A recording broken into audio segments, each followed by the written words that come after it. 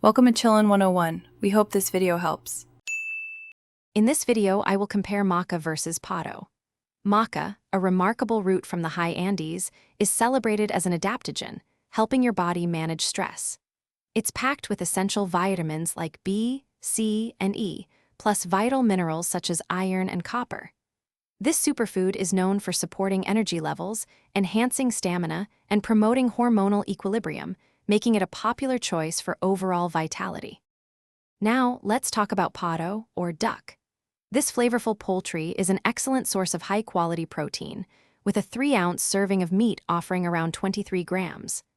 Duck also provides essential micronutrients like B vitamins, selenium, and iron. Its fat content is notably rich in healthy unsaturated fats, similar to olive oil, making it a nutritious addition to your diet. When comparing maca and pato, their differences are quite distinct. Maca is a plant-based adaptogen, focusing on hormonal support and sustained energy, typically consumed in small amounts. Pato, on the other hand, is an animal protein, providing substantial protein for muscle health and a rich array of B vitamins and minerals. Maca is virtually fat-free, while duck offers beneficial fats. So, which is better?